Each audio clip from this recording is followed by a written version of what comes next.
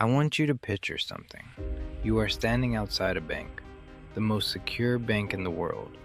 Reinforced steel doors, biometric scanners, armed guards, cameras on every angle. And inside, a vault. Not just any vault, one that requires 3 separate keys held by 3 separate people to open. No single person can do it alone. That's the whole point. That's why it's safe. Now imagine that you don't touch the vault. You don't touch the doors. You don't touch the guards. Instead, you find the company that makes the glasses the guards wear. You break into that company, quietly, in the middle of the night, months before you plan to rob the bank. And you make one tiny, invisible change to the lenses. On the day of the robbery, the guards put on their glasses. They look at the vault. They see the right combination. They see the right destination. They see exactly what they expect to see. They open the vault themselves. $1.5 billion walks out the door, and the guards don't know it's gone until the alarm goes off 10 minutes later. This is not a metaphor. This is exactly what happened. On February 21st, 2025, in Dubai, to one of the largest cryptocurrency exchanges on Earth. Welcome back to CTRL ALT DET. If you're new here, this is the show where we pull apart the world's most audacious cybercrimes and try to understand not just what happened, but how, and more importantly, why it keeps happening. If you listen to episode 1, you already know the name that's about to come up again, the Lazarus Group. North Korea's elite state-sponsored hacking unit, the people who, in 2016, almost stole $1 billion from a bank in Bangladesh and were stopped by a single misspelled word. They learned from that mistake. This time, there were no mistakes. This is the story of the Bybit hack, the single largest cryptocurrency theft in human history. Not pulled off by breaking a single lock, not pulled off by overpowering a single guard, pulled off by making every security measure Bybit had, every careful, expensive, best practice security measure, work perfectly, in the wrong direction. Let me take you inside it. Before we get to the heist itself, I need to tell you about a piece of software. Because this story, unlike almost every other cybercrime story, does not begin at the victim. It begins somewhere else entirely. It begins with a developer, not a hacker, not a criminal, a software developer. Someone who goes to work every day, opens a laptop, writes code, pushes updates, goes home. An ordinary professional doing an ordinary job for an extraordinary product. That product was called Safe Wallet, also known as Gnosis Safe. And in the world of cryptocurrency, Safe Wallet was considered one of the most trusted platforms in existence. Here's what it did. In crypto, the biggest security risk is a single point of failure. One person with one password controlling one wallet. If that person is compromised, hacked, coerced, bribed, or simply makes a mistake, everything is gone. So the industry developed something called multi-sig, multi-signature, a system where multiple people have to independently approve every transaction before it executes. Think of it like a nuclear submarine. 2 officers, 2 keys, turned simultaneously. Neither one can launch alone. Safe Wallet was the platform that managed that process for crypto companies. Thousands of them. Hedge funds, exchanges, decentralized protocols.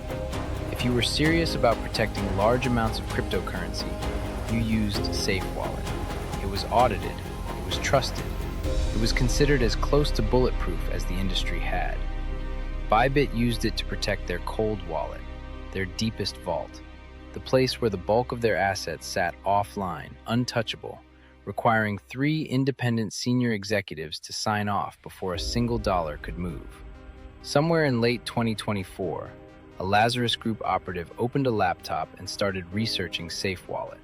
Not to break it, to find the person inside it. This is the part of the story that I find the most unsettling. Not because it's complicated, but because it's so human. The Lazarus Group didn't attack Safe Wallet's servers. They didn't try to crack its encryption. They didn't even look for a vulnerability in the code. They looked for a person. Specifically, A developer with access to SafeWallet's cloud infrastructure. Someone whose machine, if compromised, would give an attacker a foothold inside the system. Not all at once, not dramatically, just a quiet, invisible foothold, a crack in a wall that nobody would notice. We don't know exactly how that developer was compromised. The investigation has not publicly disclosed the precise method, but we know the outcome. We know that at some point, a piece of malware made its way onto that developer's workstation. AWS Session Tokens. AWS is Amazon Web Services, the cloud infrastructure that powers a significant chunk of the modern internet. SafeWallet ran on AWS, and session tokens are exactly what they sound like. Temporary digital passes that say, in effect, I am an authorized user, let me in. When you log into AWS, the system generates a session token. It's valid for a limited time. While it's active, it bypasses further authentication. You're already in. You're already trusted. You don't need your password again. You don't need your second factor. The malware on the developer's machine captured that token during an active session and handed it to the Lazarus Group. They were inside SafeWallet's cloud infrastructure, not as attackers, as the developer, credentialed, trusted, invisible. And they were patient. They didn't move immediately. They mapped the system. They understood it. They watched how it worked. They identified exactly where the Bybit interface was being served from. And they found the specific JavaScript file that rendered the transaction approval screen, the page that Bybit's executives would look at before signing off on any cold wallet movement. Then they made their change. 9 lines of code. That's it. 9 lines injected into a file that served hundreds of thousands of users, but targeted, specifically, surgically targeted, at Bybit. Every other user of SafeWallet saw the real interface, clean, legitimate, unmodified. But when a Bybit executive initiated a cold wallet transaction, the page that loaded was a lie. It looked identical to the real thing, the same layout, the same colors, the same buttons, the same address fields, showing the correct destination, the correct amount. Everything a careful, security-conscious executive would check before approving. Except underneath that interface, in the actual transaction data being executed in the background, the destination address had been silently swapped. The money was going somewhere else, somewhere controlled by the Lazarus Group. And then they waited for Bybit to schedule a routine transfer. February 21st, 2025, a Friday, in Bybit's offices in Dubai, it's a normal morning. The kind of morning where people are thinking about the weekend, where coffee is getting made and emails are being answered, and nobody is thinking about the fact that they are about to be robbed of $1.5 billion. A routine cold wallet transfer has been scheduled, cold to warm, standard procedure, the kind of transaction that happens regularly and uneventfully. 3 senior signatories are notified. They open SafeWallet. They look at the transaction details. The destination address looks correct. The amount looks correct. Everything looks correct. The first executive approves. The second executive approves. The third executive approves. At 1443 UTC, 401,347 Ethereum tokens leave Bybit's cold wallet, $1.46 billion, in a single transaction, authorized by 3 real people with real authority who had no idea what they were signing. The first person to notice was not at Bybit. It was a man online who goes by the name ZachXBT, a pseudonymous blockchain detective who has made a career out of watching on-chain activity in real time and has developed an almost supernatural ability to recognize the fingerprints of a Lazarus Group operation. He saw the transaction. He saw the wallet clustering, the way the stolen funds were immediately being split and scattered across dozens of new addresses in a pattern he had seen before. The same rhythm, the same structure, the same operational signature. He posted his analysis publicly within hours. No hesitation. Lazarus Group.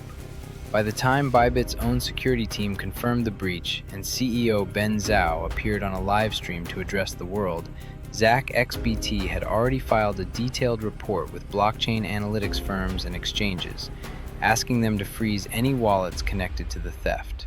Ben Zhao's live stream was extraordinary, not because of what he said, but because of what he didn't do. He didn't panic.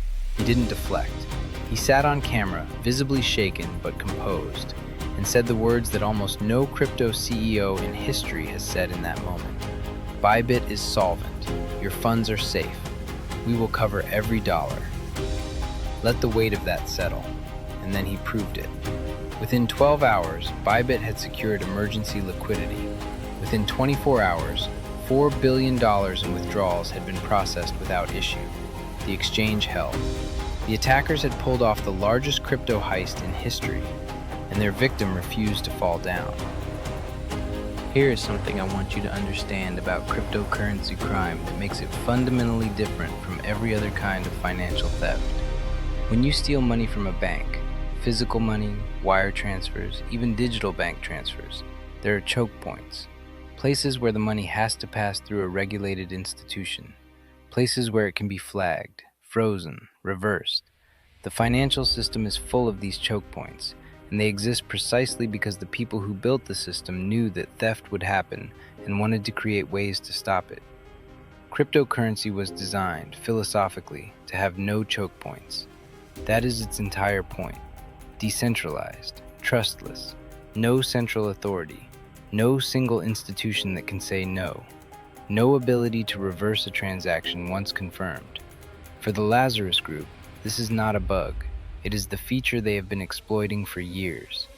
Within the first 48 hours after the theft, blockchain analysts watched $160 million disappear through mixers, services designed specifically to obscure the origin of funds by pooling them with other transactions and spitting out clean coins on the other side. Through decentralized exchanges with no identity requirements. Through cross-chain bridges that move assets from one blockchain to another, severing the transaction history at each crossing. The FBI issued a public statement. They named North Korea. They released 51 Ethereum wallet addresses linked to the laundering and urged every exchange, every bridge, every analytics firm to block them immediately. The response was swift and almost completely inadequate. Tether, the company behind one of the world's largest stablecoins, froze funds connected to the hack. The amount they froze? $181,000 out of $1.5 billion. By mid-March, Bybit's own CEO confirmed that 86% of the stolen Ethereum had already been converted to Bitcoin and dispersed across thousands of wallets on multiple blockchains, moving constantly, splitting, merging, moving again. The money was not just gone, it was becoming invisible, in real time, while the world watched. I've been thinking about this story for a long time, and there's something I keep coming back to that I think is worth saying out loud. Bybit did almost everything right. Read that again, because I mean it. Cold wallets, multi-sig authentication, multiple approvals from multiple senior executives, trusted third-party software with a strong security track record. These are not amateur measures. These are the gold standard. The things that security consultants tell you to do. The things that, if you implemented them, you were supposed to be safe. And they weren't enough. Because the Lazarus Group didn't attack Bybit. They attacked the thing Bybit trusted. One layer upstream, at the software tool, at the developer's workstation, at the piece of the supply chain that nobody thought to question because it had always been reliable. This is the concept that keeps cybersecurity experts awake at night. It's called a supply chain attack. And the reason it is so devastating is precisely this. Your security is only as strong as the weakest link in everything you depend on. Not just your own systems, not just your own code, everything. Your software vendors, your cloud providers, the developers who maintain the tools you use, the update servers that push patches to your systems, every single dependency. In 2020, a group of hackers, believed to be Russian intelligence, compromised a software company called SolarWinds. They hid malware inside a routine software update. Tens of thousands of organizations downloaded that update automatically, as they always did, because they trusted SolarWinds. Among those organizations, the US Treasury, the Department of Homeland Security, the Department of Justice, NATO, dozens of Fortune 500 companies. They were all compromised. Not by being hacked, by trusting something that had been quietly poisoned. The Bybit hack is the same principle applied to cryptocurrency. The Lazarus Group didn't need to break Bybit's security. They poisoned the glasses the guards were wearing. And the guards, doing their jobs perfectly, following every protocol correctly, looked through those glasses and saw a lie.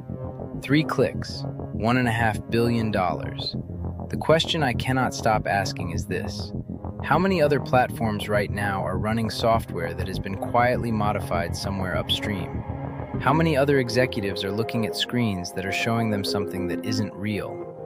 How many other cold wallets right now are one routine transfer away from being emptied? We don't know. That's the answer. We genuinely don't know. What we do know is this: the Lazarus Group has now stolen an estimated $3.4 billion in cryptocurrency since 2017, most of it believed to be funding North Korea's ballistic missile and nuclear weapons programs. A country locked out of the global financial system by international sanctions found a way to build its own. On the blockchain, in the shadows, one heist at a time. They are not slowing down. Each operation is more sophisticated than the last, each one probing a different layer of the infrastructure we have built and chosen to trust. The vault was never opened. The locks were never broken. 3 people looked at a screen, saw what they were supposed to see, did exactly what they were trained to do, and someone on the other side of the world walked away with $1.5 billion. That's episode 3 of Control Alt Detect, the invisible heist. I want to say something before I let you go. These 3 episodes, Bangladesh Bank, Silk Road, Bybit, are not separate stories. They are chapters of the same story. The story of a world that built extraordinary technology and then discovered, one expensive lesson at a time, that trust is the most vulnerable thing in any system. More vulnerable than any firewall, more exploitable than any password. The attackers in every one of these stories understood that before the defenders did. They still do. Subscribe wherever you listen. Share this with someone who keeps their savings in crypto and thinks it's safe because it's in a cold wallet. And leave us a review. It genuinely helps more people find the show. Next episode, Tampa, Florida. A 17-year-old kid, a phone, and the afternoon he took control of the Twitter accounts of Barack Obama, Elon Musk, Joe Biden, Bill Gates, Apple, and Kanye West, all at once. No nation state, no sophisticated infrastructure, just charm, patience, and a phone call to the right person at the wrong time. That's next week on Control Alt Detect. I'm your host, Control Block. This is Control Alt Detect. Stay paranoid, stay curious, and maybe, just maybe, take a long, hard look at whatever software you trust with your money.